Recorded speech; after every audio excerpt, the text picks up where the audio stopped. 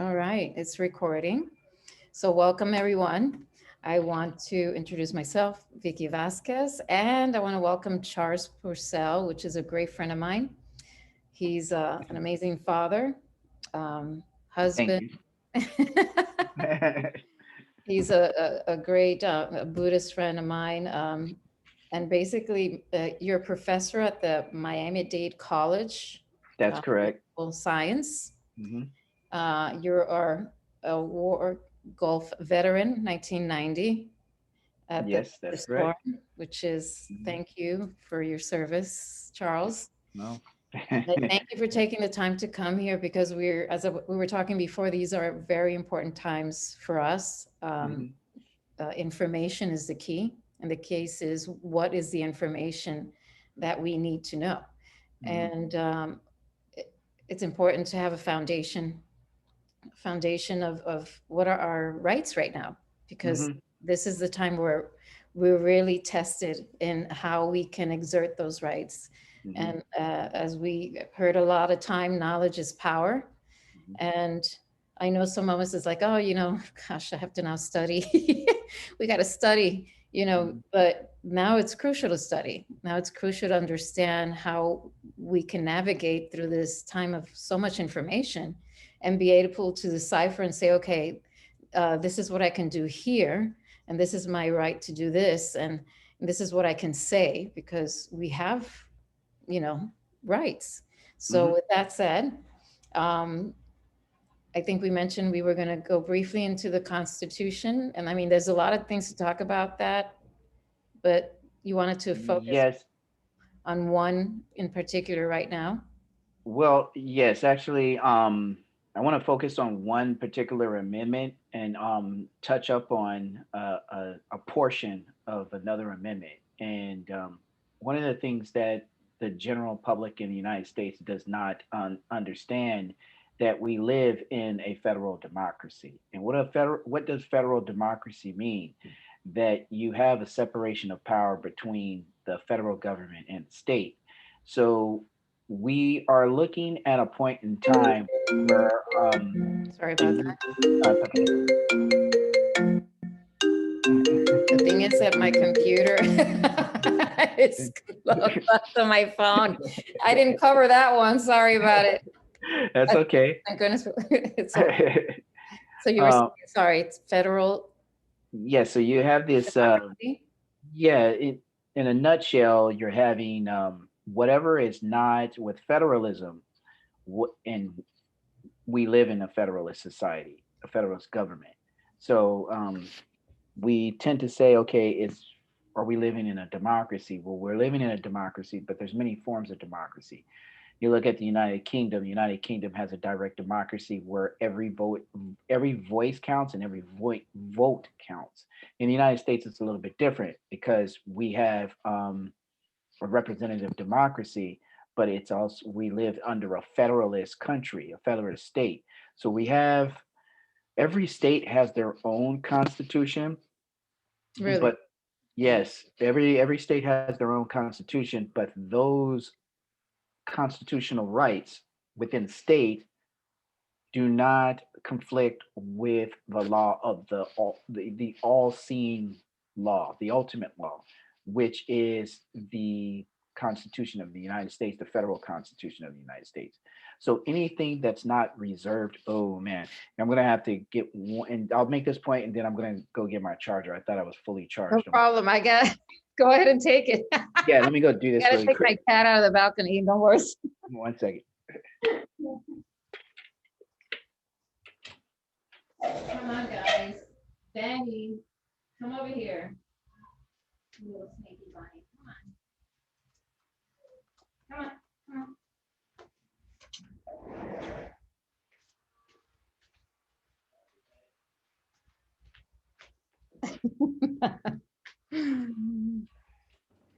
You look like you're dancing on the earth. Yeah, yeah. Oh, that's Italy. I thought it was Florida. Yeah, well, there you go. Now we know what we have to do.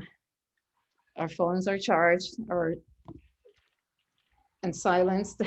My cat, look at her. She just got on my lap.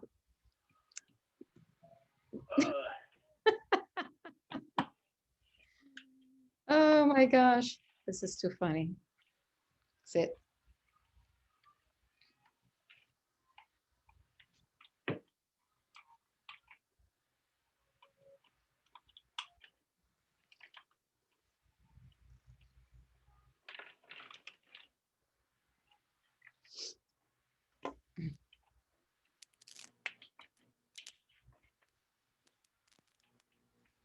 Okay, Vicky, give me 1 second. Oh, no problem. All At least, right, at least here we go. All know right, we're stuff back. that we have to take care That of. was a little exercise. All right, so we have you Okay. have the Constitution of the United States, and so that's what happens here is that the in order to have a united country, they had our founding fathers had to find a way to unite everyone. And the only way they can unite everyone, and they knew that within those 13 previously colonial mini countries, there was these different wants, there were these different needs, there were these different concerns, and how do you bring those all together, right? So you Needs had to state-wise, state statewide. what, yeah, but you there was this fear that the federal government was going to be too strong, so they didn't want too much power in the federal government. They wanted to make sure that the states had some type of autonomy.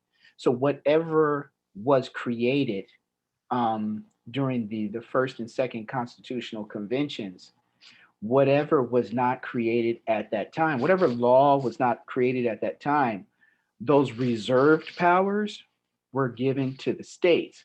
So, for instance, today we've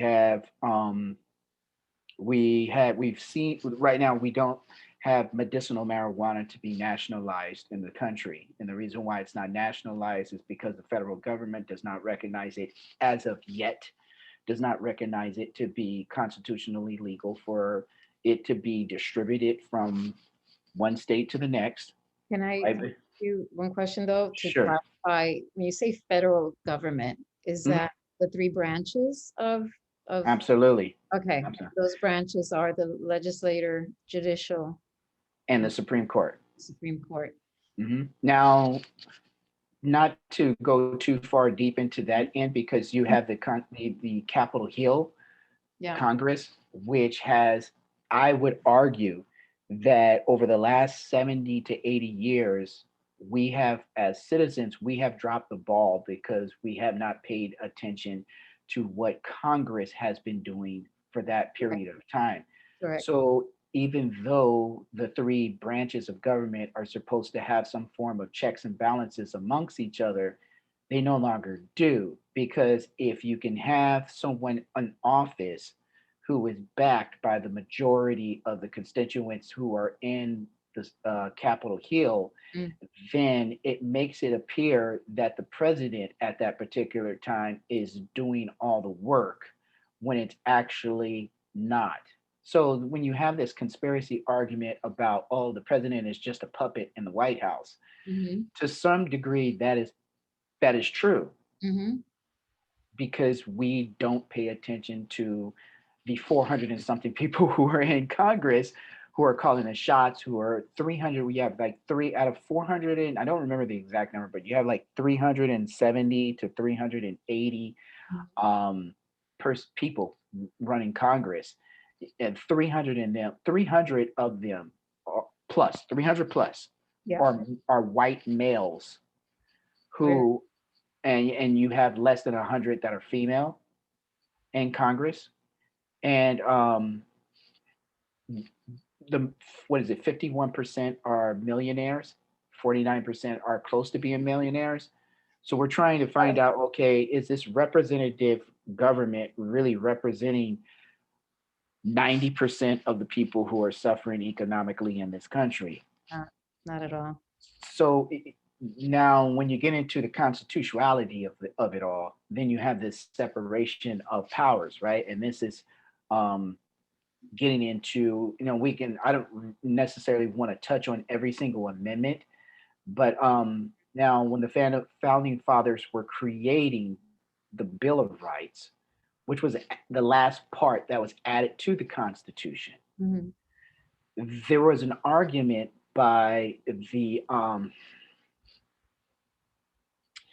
Southerners who were ended up being anti-federalist. Their argument is that there was no need to really address civil rights issues because civil rights were already embedded in the Bill of Rights, and those civil liberties also encompass civil rights. But they didn't. They're the first 10 amendments. Had they have done their job in the first place, we wouldn't have had incarcerated or enslaved Africans in this country. They would have followed the actual constitution the way it was meant to be. We Mm, add these certain additional bills. Is that what you're saying? uh, if I think it would have been of okay, when you start with in the preamble, we the people, then we would have had more of a critical analysis of we the people, like who are these people? But then you had they never addressed females, the female population, especially even white females at that time. The white females were no one really talks about this, but white females were treated as bad as almost as enslaved Africans. Yeah, I women mean, they're one, I think. totally property, didn't have a choice of who, many times didn't have a choice of who they wanted to marry. No, Um, quick and question. When it came to when they say brutally the beaten. men, when it says men in the Constitution, is that where it says? It doesn't say men and women. So all men are created equal? Is that Yes, yes, yes, yes. No, okay? not So women. it's not indicating women, obviously. No, no. And then there's this is where you get into later you have this different train of thought, and I think George Washington, after reading many of his arguments and criticisms on the future of our country, I would guess, and I can only excuse me, I can only hypothesize this, but I'm pretty sure I could prove it too, in many ways, if I had enough time to do so and go into some real scholarly discourse. But based on the scholarly discourse that I have Mm, done on Washington, he was definitely looking at the Constitution loosely. He didn't have to have a strict interpretation of the Constitution, as opposed as Jefferson, who was more of this very intellectual person at that time. Not that I think it was less than 10% of white males who went to college during this time. So you had that 30 something or 40 something percent of white American males who were illiterate. Um, that's why when we look at a lot of the old transcriptions of some of the writings that took place during that time, some people would mistaking them as being Old English, but no, they weren't Old English. It's just the grammar was not correct because many were not literate. You Um, mean um, within those who are writing the Constitution? no, not the Oh, Constitution, but just in character, general, like general general. descriptions of Okay, events and occurrences, diaries, and gosh.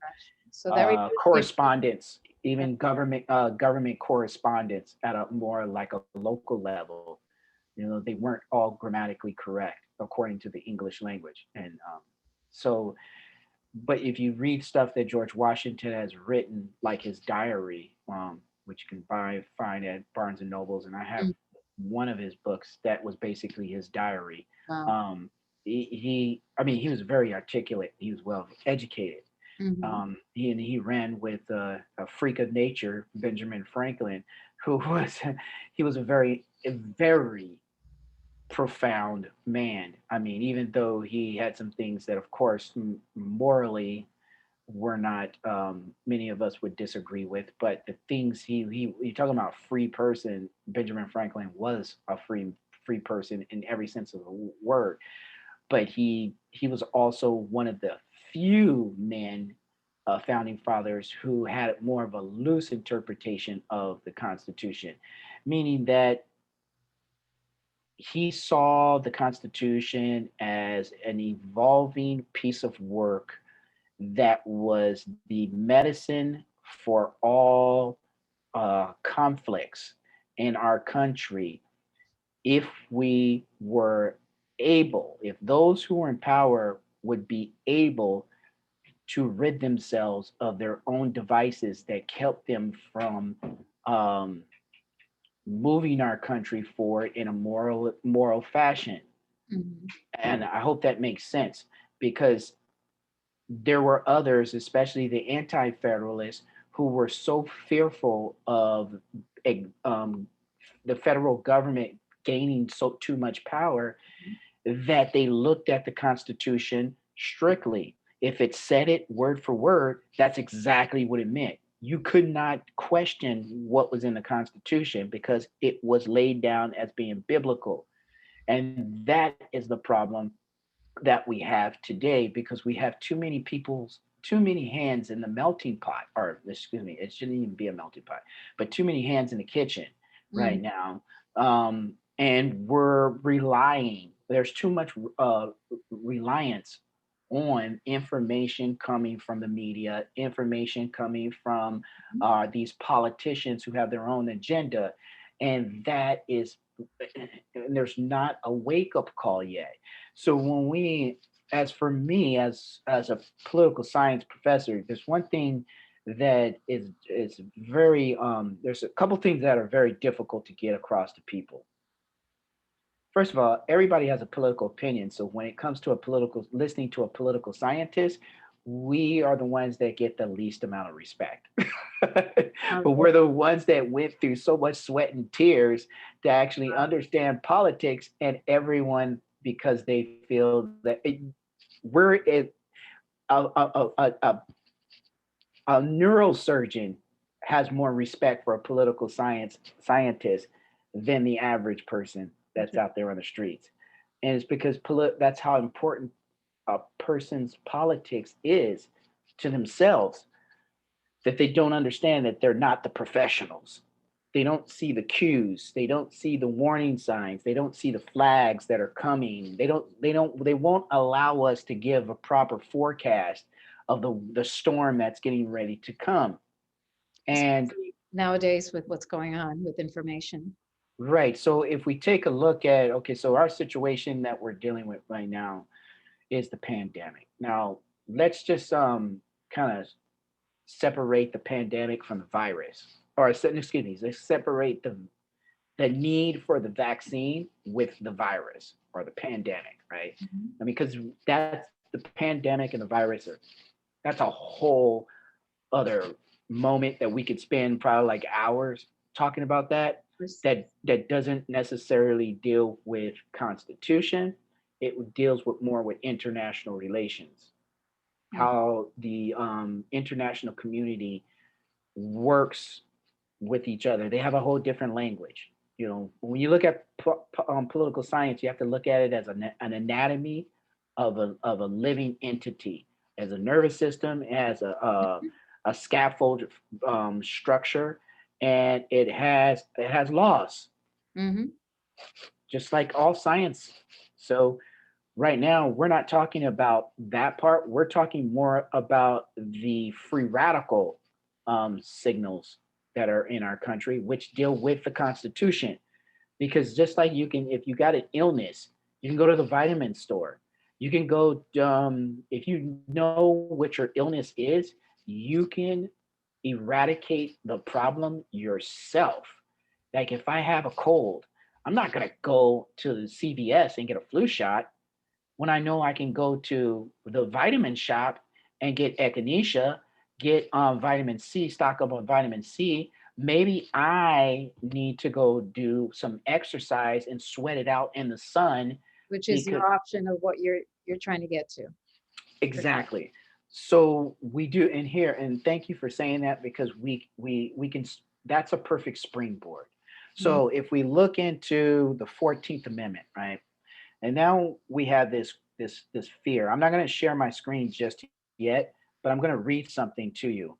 Um, we have this fear now that there could be, and I just received a correspondence from I can't say this because that part I don't want to get in trouble with. But I did receive a correspondent via email that Biden has put something on the floor that to try to make it to have mandate a federal mandate for everyone to be vaccinated in this country.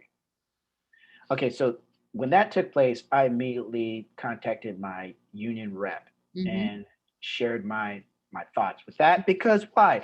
Because here, let's look at the 14th Amendment, right? So the 14th Amendment, which was implemented in 1868, deals with civil rights and the Constitution. And here's a quote, a portion of it, just a portion of this amendment. Now, Mm-hmm. mind you, this amendment is the predecessor to what we know of civil rights, because the first 10 amendments are in the Bill of Rights, deals with civil liberties. You have the liberty to have a gun. You have the liberty not to have a gun. Mm-hmm. You have the liberty to voice your opinion. You have the Correct. liberty to not voice your opinion. Those are all protected. But then when you have civil rights, like same-sex marriage, that's not in the Bill of Rights. These are something that had to be amended to the Constitution for people to have those liberties. And we tend to get it confused. Like tend to get confused with a person's a racist versus a person who has prejudices. You know, we're all born with prejudices, but you're taught to be a racist. You know, there's a difference between racism and prejudice. Being prejudiced. I don't like chocolate ice cream. I love vanilla ice cream. So, but getting to this vaccine issue, it states in the 14th Amendment that no state Mm-hmm. shall make or enforce any law which shall deny to any person within its jurisdiction the equal protection of the laws. So I raised a question to my students. Therefore, does our federal or state government care which one carries the most burden to protect citizens if they do or do not want that vaccine? This, if you look, if you take this portion from the 14th Amendment and then question mandates Mm-hmm. for someone to possibly lose their job because they don't want a freaking vaccine, Mm-hmm. then we're getting to we're transferring what they call the burden of proof or the burden of responsibility. We're taking it, it's like a tennis match. Mm-hmm. The ball just got hit into the people's hands. Now, what are the people going to collectively do about it? Because Congress, with their 400, almost 500 personnel running the country and they're the ones that come up with laws to govern the United States. The Supreme Court is the one that defines if those laws and those rules should be are constitutional or not. The president is the one that enforces it. So if this is thrown into the people's laps, we have the right to hit the ball back on the other side of the fence. But we need to collectively work together. And in our now you're diving into these informal social dynamics that take place in our country that need to happen. I wrote a paper it wasn't part of my graduate thesis, but it was during my graduate tenure. I Mm-hmm. wrote a paper. My hypothesis was that the one of the and it's not word for word, but not verbatim. But the paper was about one of the biggest downfalls to the United States republic or democracy is because the lack of communication between one another. We don't socialize. There's no socialization in the United States. And I used several different cities. I used New York as an outliner. I used California, Los Angeles, and Interesting. I used what was the other? Chicago, No, it wasn't Chicago. Philadelphia. It was Boston. I Mm. used I used Boston at night because they're both heavily populated and condensed societies. But in Los Angeles, people don't communicate. what my research found out is the reason why there's no socialization in Los Angeles is because people spend most of their hours in traffic in cars listening to music. So they don't have time to socialize and argue. A huge Arguing is point healthy. you're making there. Huge point you're making there. Yeah. Because I remember moving from Puerto Rico when I was 19. Mm-hmm, And the first thing I noticed was how the community wasn't there. I mean, living in South Florida, I just noticed that your neighbors, you barely knew your neighbors. Um, People across the street. I mean, I would know people across the street in Puerto Rico, my neighbor mm-hmm, next door, across the street, the next block, and the community was a little tight. And that's mm-hmm, huge because that's how you, again, come together for these issues that we're having right now. mm-hmm. And the case Absolutely. that I wanted to ask you, so what now? How do we go and throw the ball back to them? Oh, okay, okay. Well, it takes I think nonprofit organizations and NGOs, they it's they have a lot of financial backing to use certain channels of information to educate the people. Some of them are doing a good job, and some of them are falling short. Like you have NPR, you have NPR is just, I'm done with NPR. I mean, yeah, I'm just sorry, I using didn't these mean to, but I know what you're saying. I just you said what I thought.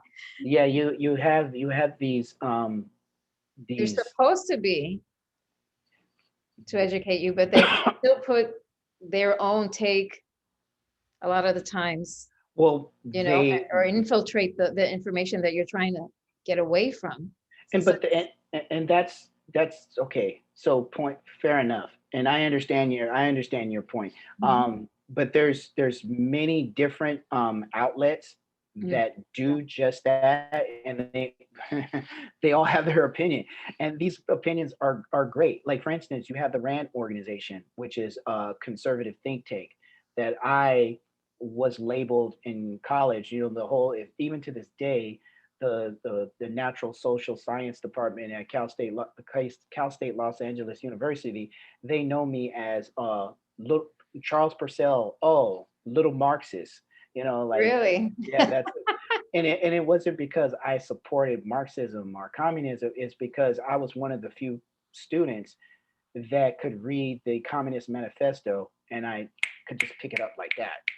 Because it's a scientific method that Karl Marx and Engels were suggesting, that if you skip one stage, all the other stages Yep. failed. And but needless to say, I tried to get a job working for the RAND organization. They didn't hire me, but I wonder but why. it wasn't. I'm just Yeah, but no, it could possibly true because they had like 75 different agents in our department who were spying on everyone and seeing what they were writing. And I came out in the front newspaper in Los Angeles Times. really. Yeah, I didn't even know it until I came to class the next day after a protest, because I was at a police brutality protest in Los Angeles that happened. It was called the October 22nd, the Day of Wearing Black, is a every October 22nd, Los Angeles. There's a huge protest where everybody in the city wears black in remembrance of someone who suffered police brutality. And I just happened to be in that protest one year, and I came out on the front newspaper, and you could see agents on top of with their glasses and everything on top of this city hall building, and everywhere we were marching. And I started walking to class next day, and everyone was applauding, and I was like, "What the hell are you guys applauding for?" I'm like, I didn't "This even is know. before social media, And so I'm like, and then they showed me, they all had like newspapers, and they showed me. I'm like, "What the It's hell?" like, here, look, I saw it. No, it was a paper. Yeah, but these so the RAND organization, my whole intent to work with the RAND organization is because I wanted to be informed. I want to be informed to how conservative people are thinking. I didn't necessarily have to agree with them, but they do have the right to freedom of press. They're backed up by civil Yep. liberties and the Bill of Rights. And there's nothing wrong with understanding with all people in all walks of life, whether you agree with them or disagree with them. I, Just being able to have a conversation respectfully. absolutely, absolutely. And that was Yeah. my whole that was my point in the paper that I wrote was is it's a healthy society is being able to have the tolerance to listen to the others that you disagree with, and then coming to a mutual understanding. There is no way that you can do it when there's forced opinions, and Yep. that's what we're seeing from our government. Yeah. And the media and the social media, the censorship. I mean, it's so in your face now that it's Mhm, just unbelievable. mhm. I mean, Sure. that's not part of the Constitution. I mean, that's huge. Never Yeah. have I seen it so in your face like Mhm, mhm. And the the weakness, and this is what I feared. Actually, I'm not the only one who feared this. My professor, I don't know, well, I'll say her name, but I say her name respectfully. So if she hears this, it's because I respect her so much. She struck so much fear into my heart, and if she ever sees this video clip, she would start cracking up because she knows it. Professor Koch at my university, who was on my panel of professors to either award me or not give me my master's degree. She was in my corner, and even though I didn't think she was, but she was in my corner, and she had a lot of respect for me, and I have the utmost respect for her. But I remember in her public opinion course that I was taking, we were talking about our electoral college, and we were talking about the voting system, and this is right before electronic computers were used in voting. our the voting process. And she usually didn't really show her opinion, but at this point when we're talking about that, she says she fears it. And everyone she Well, had everyone who brought up points, electronic manipulation, of course. these and to get to where 150 in the state of California. State of California had one of the largest voting polls in the country, and they were downsized to 150, and they were and the 100 and something or almost 200 that were left, they were all electronic. So we're getting to a point where the reason now those who happen to see this video should also understand that for the reason why we have the longest standing or longest sitting constitution in the entire world, even though we are one of the youngest countries in the entire world, we have the oldest constitution. The reason why we have the oldest constitution is because it's backed up by paper ballot, meaning that you went in secretly, you punched a hole, you chose your election, you put it in a box, and that was it. Was You it? could not question that. Once it was done, it was done. Everything else becomes arbitrary to a certain extent. Mhm. But that has been the pillar to sustain our democracy. Now it's been taken away, and it's going in hyperspeed after this. Just after Biden has been elected, it has went into hyperspeed, and many of us are not paying attention. So the we're looking at a portion of the 14th Amendment that deals with civil rights. Now we also need to look at something that deals with civil liberties. Now, civil liberties, there's a if I can share my screen, Mhm. I think I do. If you can give me hosting rights, Vicky, Oh gosh. you would have to click on my name. If you go to participants, Okay. and Participant.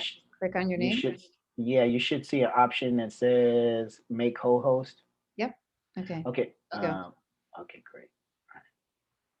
Uh, Just change host. I'll change it for now. oh, no, yeah, I got it. Okay, good. You got it? Now I'm going to show you this. This is if you can see Cool. this. Mm-hmm. This is now I just cut and paste it, but it's definitely the Ninth Amendment. And here in the Ninth Amendment, I'm going to move you pull up so I can. Okay, great. So we're looking at the enumeration in the Constitution of certain rights shall not be construed to deny or disparage others retained by the people. Explain this that. is this is clear as day. This is something where I don't know if it can, even if you didn't want to look at it, define it loosely with this loose interpretation of the law. If you define it with strict interpretation, that means, in a nutshell, you have the right to not be vaccinated and still live in this country. If you're a citizen, you're backed up by these Bill of Rights. And if you're a citizen and you're backed up by these Bill of Rights, then you have the right to not be vaccinated.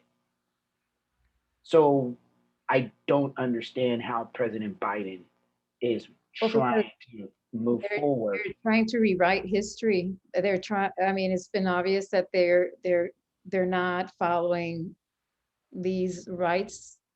And a lot of us don't know that we have these rights. But you can't, if you can't rewrite the Constitution. That's the thing. If the people are going to have to start to be, they're going to have to start to wake up. I mean, there's only so much that you can do living day by day, spending 15 years of your life and dying at the age of 70 and spending 15 years of your life watching television. It, It's just insane. it's just, It's a you're just going to idiot have box to wake up, for I mean, I was in that idiot box for a while, and We all were. so I was part of it as well. But it comes a time that obviously for everybody is a different time frame where you just say, okay, what this is like, I call it now the Truman Show syndrome, where you're Hmm. like a little crack of that door opens and you see something and you're like, wait a second, something's not right. And Hmm. as that happens, then everything else that you're looking at starts to appear like differently. Right, right. There's a great book. If you give me a second, I can just go get it's Sure. titled We the People. But I want to get the author because I'm using both volume 11 and volume 12 in Hmm. my federal government course. And anybody who's keeping score at home that ends up watching this video, you need to get either or volume 11 or volume 12. It doesn't matter. These professors put together a great piece of work to help you understand the pros and cons of how our federal government's being ran, and how the reasons why we've gotten to this point. I mean, if you look at the 1960s, you had this debacle between the hawks and the doves. You basically young conservatives and these free spirited hippies Hmm. during the 1960s, when we had uh, uh, Richard Nixon going through his whole scandal, and Vietnam, and people coming back home, and the newspapers showing caskets with American flag, and the Buddhist monks in Saigon who set themselves on fire. These are the things that Terrible. just yeah, but yeah, they did it as a silent protest, to Yes. wake up. But these are the things that it was a paradigm shift. In political science, we call this exogenous shock paradigm shift. This is what really started waking up the American people, and they started being more critical towards both hawks, doves, and conservatives and liberals started becoming more united and started saying, "Hey, what are you guys doing at Capitol Hill?" And what statistics show is that over 70 something percent of the population during the 1960s, during when all this craziness was going on, they still had faith that our government was going to prevail and do the right thing. Now you have less than 20% of the population that has faith in the government to eventually do the right thing. But then you have majority of the population split and divided that are believing and following what they either hear on social media or the certain news channels Person. and so forth. Yeah. So the critical thinking is a matter of much concern, and it's very imperative right now that we try to get people to wake up. The time has changed. I plan on, I did. I started writing a book. It's called, and I've only made one chapter, and the chapter, yes, it's been taking about a year and a half. But Like many of us.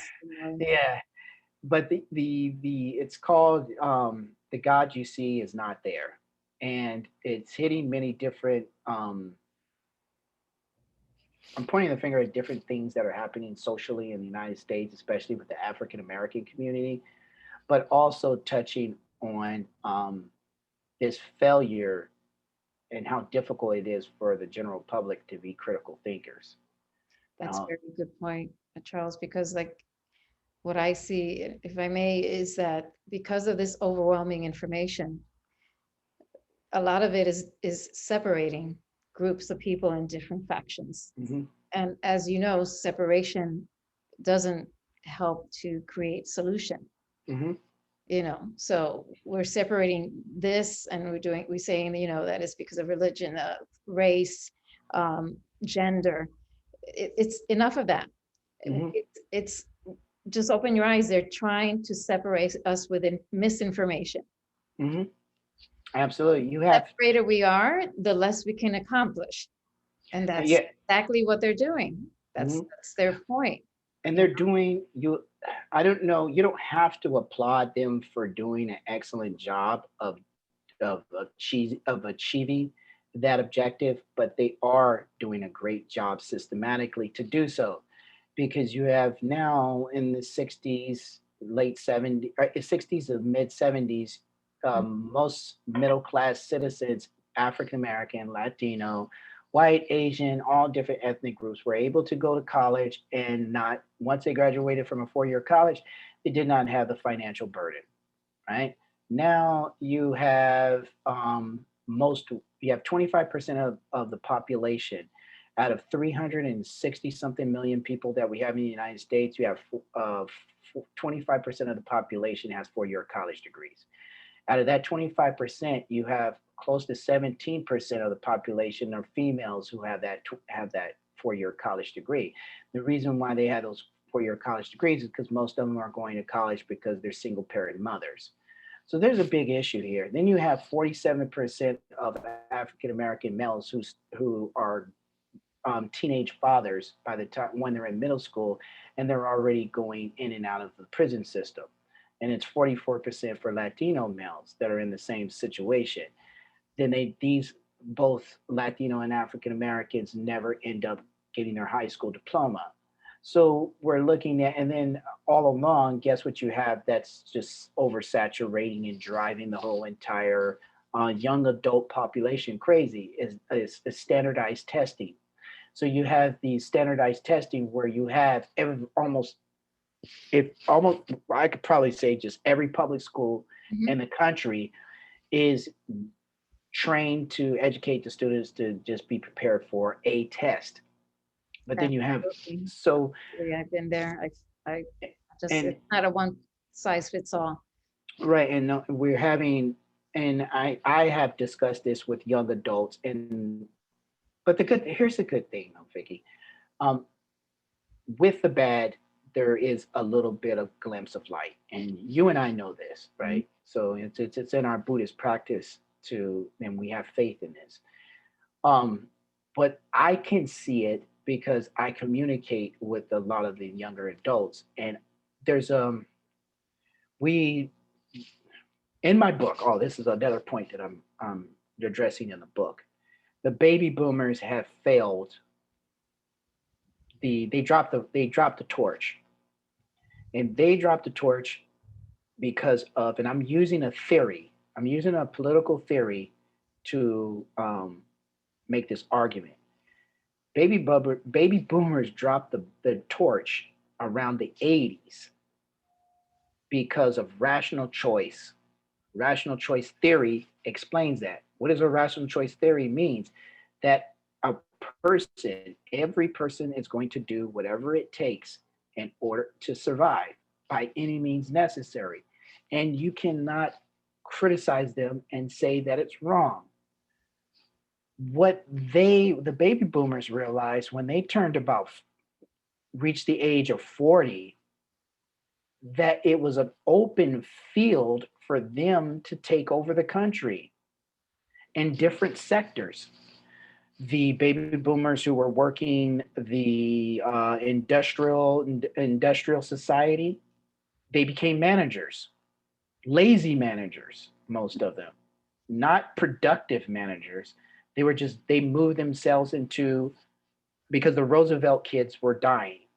And as the Roosevelt kids were dying, they saw it and they jumped into many different sectors of life where they became powerful. Not powerful, scary, king, powerful, or this hegemon, but to a point where they were able to get their hands into areas where they can get money, and they became complacent. They didn't do anything else. They didn't educate Generation X. So Generation X, of course, we're Generation X. X meaning unknown. We had no idea what the hell we were doing, where we're going, but we were strong-willed, and we, for some reason, most of Generation X is staying healthy, and but we have we're just clueless on what to do because we were still dependent. We're a dependent generation, depending on information being passed down from the baby boomers. The baby boomers realized they could tell us any freaking thing they wanted to tell us, and guess what? They're the ones that are completely in power. But you have this other group that every generation that's the oldest one points the finger down below. So we have pointed the finger down with the younger generations. Why calling them narcissists, the narcissist generation? But there's a couple good things that this younger generation is doing. One, they have been born into a highly advanced technology society. That's one. They have that edge on us.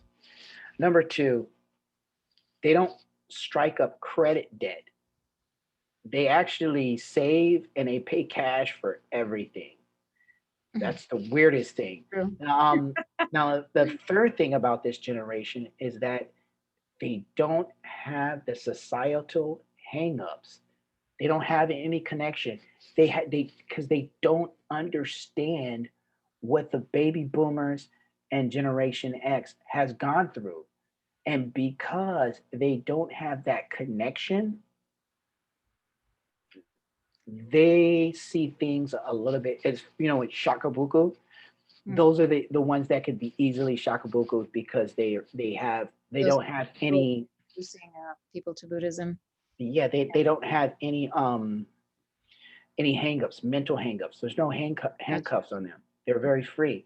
Well, But there's pros and cons on that for sure. I mean, but I think it's a vicious cycle that's being handed down from generation to generation. Uh, yeah, and again, not having that foundation from the beginning passed on. Like building a house. If you have a good solid foundation, you can build from there. But not having one, you just keep patching right. it up. You keep going generation, you patch it up, and you don't get to the core of it.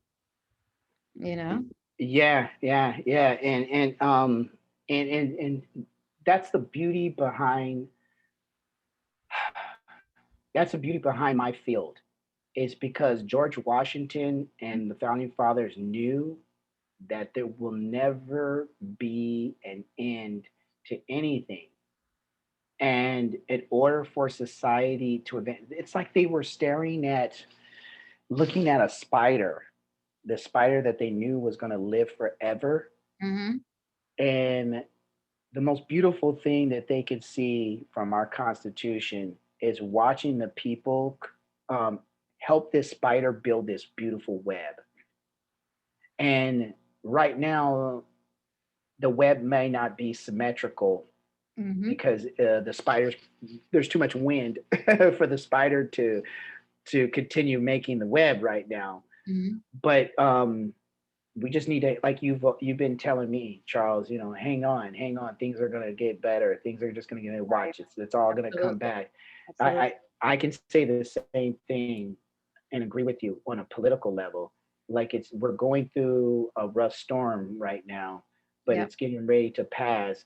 And like you've been saying too before, the truth is getting ready to unveil itself. It is.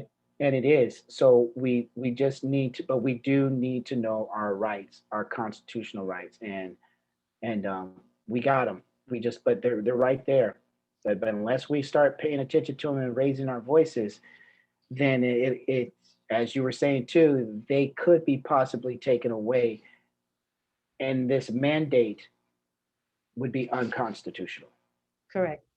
That's exactly where I wanted to go back. I mean, so this first 14th Amendment, and excuse my ignorance because I'm actually trying to learn because I know this was probably skimmed through, I don't know, middle school or high school. Hmm. Um, but would you be able to read out the 14th Amendment, or do you have an idea of what The 14th, or was it? Did you say the 14th 14th? Amendment? Uh, I could read it out. Stop, but But I can give you I can tell you what the 14th. This see this or give us the a glimpse portion. of what it mean and how we can Sure. this one to throw the ball back, like you said. Right. I didn't show any portion of the 14th Amendment. It was just that one portion, and the reason why I wanted to touch on that one portion because I was surprised that that portion that I read earlier before I shared my screen, Mhm. the one I shared my screen was the Ninth Amendment, but the one I read verbatim was from the 14th Amendment. And the reason why I did so is because I was shocked because the 14th Amendment originally had nothing to do with those particular rights. It was for enslaved Africans. 13th Amendment freed all enslaved Africans after the Civil War. Okay. About a year or two later, they had a problem with this. How do you free all these enslaved Africans and they're not citizens? That means they don't have any rights. So should they be Wow, put back in slavery again? got it. So it gets complicated.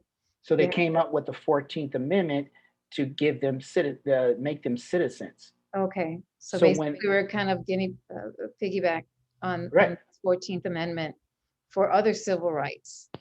bingo, Okay. bingo, bingo. So when after you make them citizens, then it was a double-edged sword because that's when you're getting close to let's see where we're at 18. Now you're getting into about 1889, 1890. So about 20 to 30 years later, about 40 years later, to be honest. But during that time, you're starting to have a lot of women wake up and say, wait a minute, you just made those people citizens, but we still don't have the right to vote. This is the So, irony of it, because I mean, I don't mean to compare, but you know, there's so many injustice in the human race itself that we just focus on this and we forget that this has been happening for millennial. I mean, right, centuries and thousands of years. And right. we don't see it until it's like right now, you just like, whoa. I mean, women Mhm. still were not even considered at that time. Right, and it built and I'm going to try to touch on two things at once. So George Washington and the founding fathers, they saw all this stuff coming, and That's if the they that's the brilliance of it, that they saw many scenarios and they just said, okay, this can happen. We do this. This can happen. And that's brilliant. I mean, right, obviously, as time progresses, there's other things that started to surface. right, and as Benjamin Franklin was getting wheeled out of the Constitution Convention, when it was getting ratified, there was someone asked him, "So what do we have? Do we have a democracy?" And he goes, "Well, it's if you want it to be, you Wow, know, it's if you want that's it to what be, you know." But he's basically saying, here's the blueprint, here's the scaffold. Let's plant this seed and watch it grow. And exactly, however it grows, it's not there's no one else's fault but the people. exactly. No, it's And absolutely our responsibility. right, and then with the women issue, the women then you started having this racial tension between African American, free African American women and white women because there was this economic competition. So it was like one domino would go one way and start falling down a whole row of different dominoes, and then another set of dominoes would fall another way, and it was just like this. It was just crazy. Labyrinth, right? Never, yeah. And to a political scientist, it's beautiful because we can see it coming. We can see it years You can see ahead of. certain scenarios falling through in different timelines, I guess. Yeah, But then they, ask you, Charles, what is it that we can do, knowing this information and being worried about obviously this time? We're okay. hoping that it doesn't get to that point that we can still choose. But My mhm, my biggest my proposal is to find. Don't struggle for anything else. If you really want to stick a good dose of medicine into this, don't run to the streets. Don't do anything else but struggle for one particular goal. And that is to um, allow all the different um, presidential nominees from all different political parties to be in the televised debates. If we can just get that to happen, you'll see a lot of great changes in this country. Because then people will, there's many people, millions and millions and millions and millions of tens of millions, hundreds of millions of people in this country who don't even know that we have we have more political parties than the Republican and Democratic Party. most definitely, that's a great point you made. But as you know, and it's another rabbit hole. It's It is. it's meant to be that way for the purpose of what's happening right now. It's meant, Sure. all those who control the information is the control the narrative. Right. I So don't know if it was meant to be that way for the original founding fathers, but it's definitely meant to be that way for somebody. It wasn't the original. That's where I go I back mean, to. It wasn't the original intent. I don't think so either. But as many things do, like as we are Buddhists and we respect obviously other uh, ways of thinking, but intention is very important. You know, you can have this information, and if your Hmm. intention goes this way, this information will go that way. Hmm. You have a different intention, then it'll go in a different direction. Same with the Constitution. It's there for us, but depending on your intention, your heart and mind intention, Hmm. it can go anywhere. And we're seeing it right now. Oh And yeah.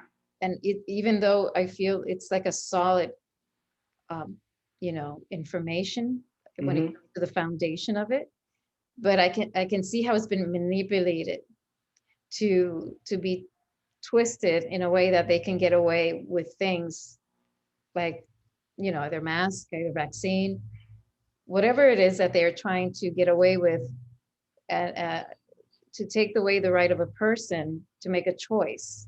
And that's what I'm trying to get, because if they say tomorrow, oh, well, state of Florida, it's mandated to get a vaccine, where do we stand to say, okay, you know what? I have my rights.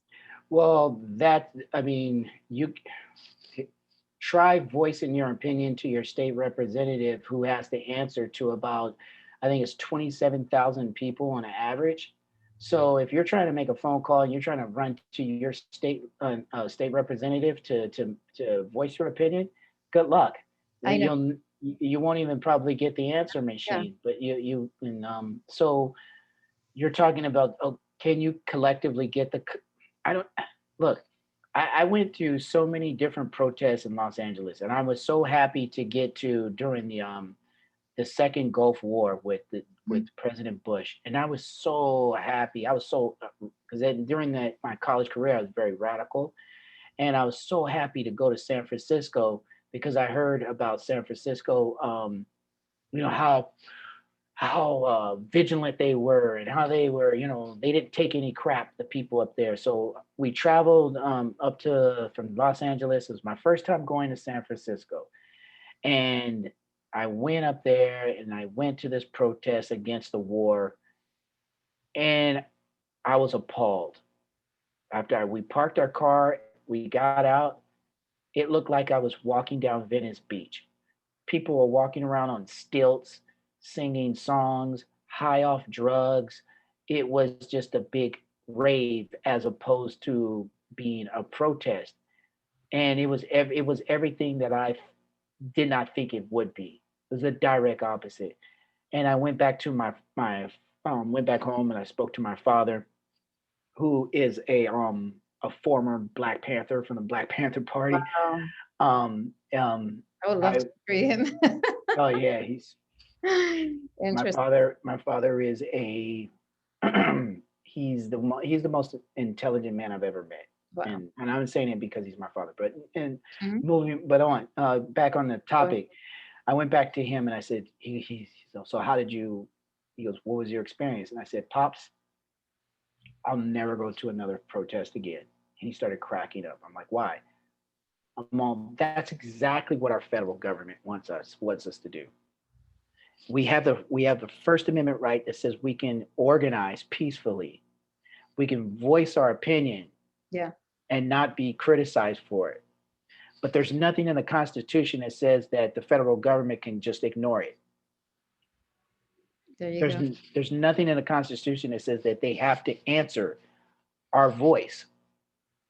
Now, maybe if you pass a law, which is very difficult to do because there's only three transitions, and that's something difficult to explain. But there's three transitions to get. You have to get a committee together to get an amendment to pass. Once the amendment passes the amendment committee, then it gets sent to Capitol Hill. Capitol Hill has to Then entertain it. Then it goes to both chambers, and it's then from there to the Supreme Court, and then it could take years, so years. It can go. basically you're saying that it will take a long time if we go through this type of means to get. So what is if, I mean, do I have the choice of getting an attorney? I mean, at that point, it would be something that legally I can, you know, Well, President Obama, unfortunately, um, he passed a law that it was put in place by Ronald Reagan, and then it was taken away by the Clinton administration, and the Bush administration, George Bush Jr. did not entertain it. Obama entertained it his final 2 years in office, and that's where he became the president. Where I don't, I tend to stay away from the hoops and hollers about President Obama, and mhm, I try to stay away from the criticism towards him as well. But the one thing that he did that just was didn't sit well on my tongue is when he entertained and he pushed forward this basically gave constitutional rights to big businesses to be protected as individual citizens. that was So so wrong. when he did that, you yourself could go and get a lawyer to protect you from getting a vaccination, but that doesn't mean that you can keep your job, because that's when states turned into right to work states like Florida. You have the right to work, Yeah. but that doesn't mean that you have the right. It more means that you have the right to get laid off and fired with no questions asked. California is not a right to work state.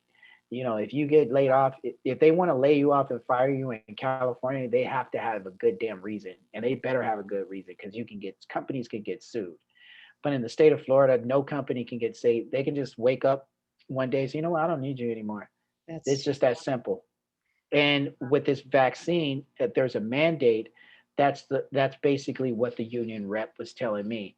No one can force you, sir, to get the vaccine. okay. But when Well, I asked her, will I still keep my job if I choose not? She yeah. said, we're a long ways from that. That's the only. And when someone doesn't answer you directly, that means that they're not going to fight for you either. So, wow. So with that said, I mean, obviously this is just touching on one amendment, Yeah. and obviously touching other subjects within that. At this point, we can definitely do another session and talk about maybe Hmm. other solutions that we can actually, because I'm a firm believer that there's always a solution for everything. Hmm. Talking to the right people, um, uh, you know, using our heart and our mind to connect and get more intuitive answers. You know, Hmm. I know there's a way. Uh, the key is to be able to do it in a way that it's not in any means disrespectful, violent, or any in those means. I think we can definitely use our human nature to be able to navigate through these. I still feel optimistic that we can. I don't want to see this in the future. I believe a lot in envisioning a different future. And I think that's a very important thing for us to be able to envision what we want to experience Hmm. as them pushing this narrative on TV and social media, what they want us to believe and think is going to happen. And that's easy way to get your consciousness focus on that result, you know? Sure, sure.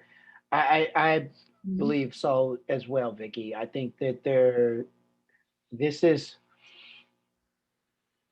there's an article, and I wish I remember the author's name. But she was a neo-Marxist, and she wrote an article called "The Eagle Has Landed," and what her argument is is very it's very legitimate. I mean, it's very just. It was peer reviewed, so it was passed for publishing. And her argument, the nucleus of her argument is that capitalism will fail when human exploitation has done when societies get into exploiting humans, and when they can no longer exploit humans, because human beings are the last resource to be exploited. When human beings can no longer will refuse to be exploited, that's when it will start to crack and crumble, and socialism will ultimately come to be. And prostitution, and I'm just speaking candidly, but prostitution, uh, things of sexual nature where a human being can just offer their body, or sometimes, most of the time, it's not under their own free will. But when you have these options now, sadly enough, you have these options where to just to be level, just to be fair in this argument, you do have people who actually enjoy doing it for cash, right? That wouldn't be the exploitation that she would be arguing about. The exploitation would be something like this: vaccination, mandates on a vaccine. That's an exploitation that she would argue. And then she wrote this argument, or this paper was published in around 2003, 2004. No one had any idea that this was coming. And well, maybe not her, and neither did most scholars like myself, didn't see something like this coming. I definitely was arguing that something like this needed to happen in order to reboot Yep. the way the consciousness of human beings in the United Right. States, because we became too complacent. Correct. But I to compare it to her argument of human exploitation, this would be the final draw. I don't think any human being would ever fall for any crap again after this. Once you get past this and you come up to a and when we figure out, once and you've been saying this for a while, Vicky, once the truth comes out, the real truth comes out, Yeah. that's it. A human being will not allow him or herself and family to be exploited again. That's big trouble. That's big trouble to capitalism. Well, That's it's hard. huge trouble. It's huge. It's hard to really explain to people because you can talk about how I am against mask, I'm against this and that, and the vaccine, but if they don't have the actual picture behind this thing, the actual reason that this is being done, which we won't get into that right now, but you cannot see these events that are occurring as an issue. You know what I'm saying? Um, Hmm. Although a lot of people see it and say, okay, this doesn't make sense, but they don't have that, you know, it's called, I talk about it a lot, it's creating a problem solution, action solution. Remember that if you Hmm. want to create a solution for if you want to create an action, let's say you want to go to war, you have to create a reason for it, you know? Hmm. So you create the problem, then you create the stirring of it, uh, the emotion, the action that you want to take, and then give a solution, you know? So this is what's happening right now. But if you don't see that, and then the mask is like, oh, whatever, the vaccine, whatever, you know? Hmm. And Howard Zinn backs up what you're saying. Howard Zinn backs that up. That's probably why he won the Nobel Prize for his book, People's History of the United States by Howard Zinn, Mhm. because he shows how often, how frequently the United States would do just that to achieve their objective of manifest It destiny. it is, And when people get to know that this has been going on for so long, that we've been literally enslaved to an information that is not conducive to our growth as humanity. mhm, Some people are not going to take this very well. I mean, that's my point. That's my point. That's my point. but it's a matter of time. You either either if you're asking me, I'm going to take the position. Okay, so you asked me, Charles, what would be the proposed solution? I gave you one. But what am I going to do about it? I'm going to do exactly what George Washington and Abe and Ben Frank would do.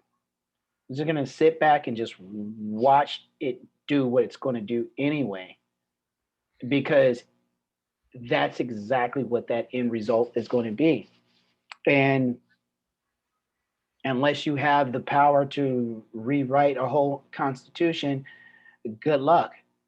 I think a good point there, when you say that they're going to sit back, and not in a complacent way, but it's there, the Constitution, and it's been brilliantly, even though it's been very uncomfortable to see how everything has been tested.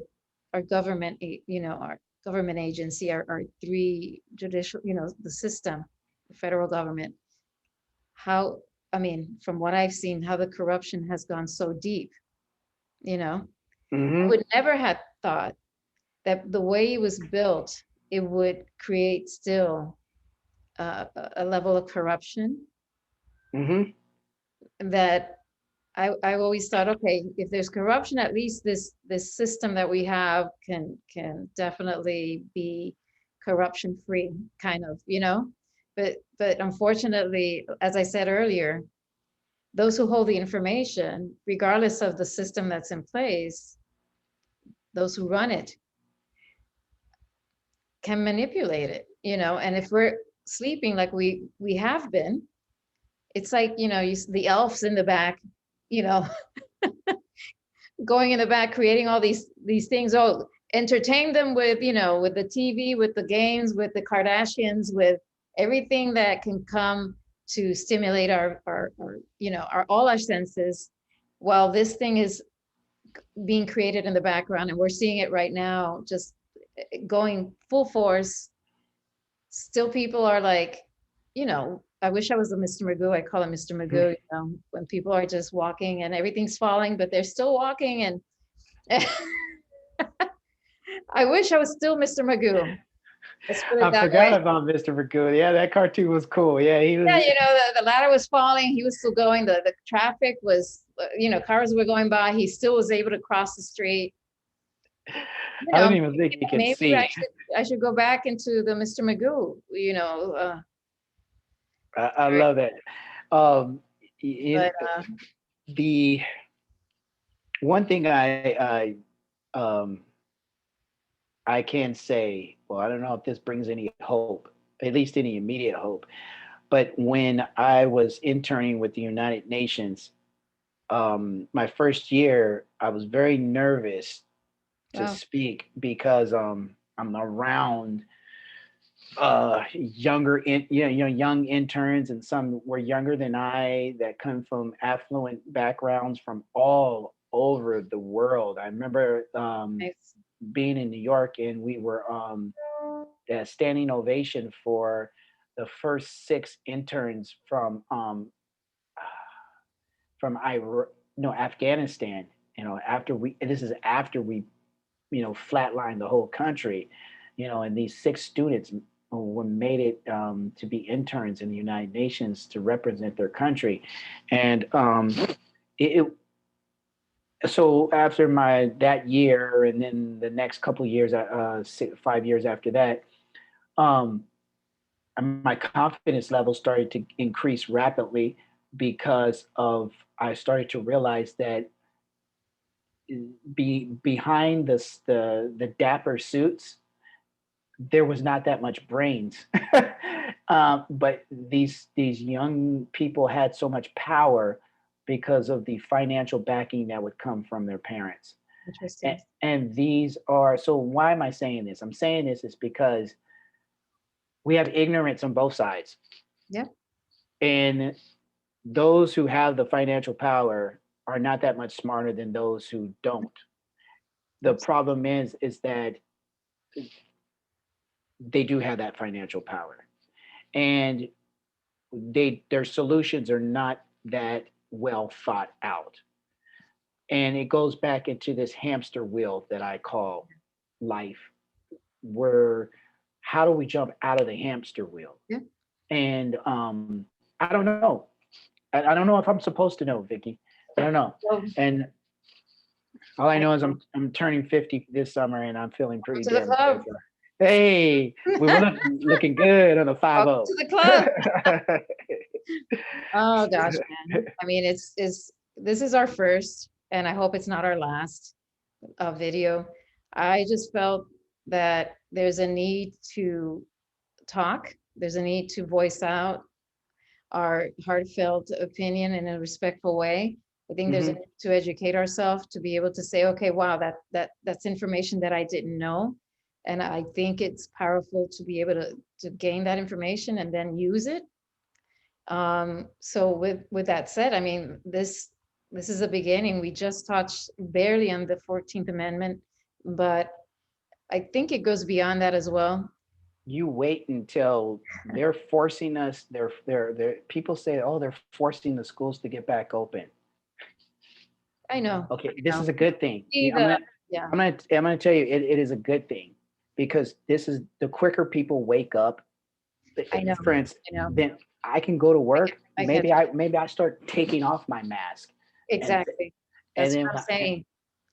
so So, like I said, although it's painful to watch this stuff going at us like in accelerated way right now, you know, and I get, obviously, as a human being, it stresses me out a bit. I have to obviously take time to get back to my center mhm. because this information, when you see it, like I said, when you crack that door open, then you start seeing the puzzle come together and how it's being, the steps. When you know that something's going to happen, that's because you already know the game, how the game's being played, you Mhm. know, and not getting to details. But at this point, we are the ones in control of how we want to see the world.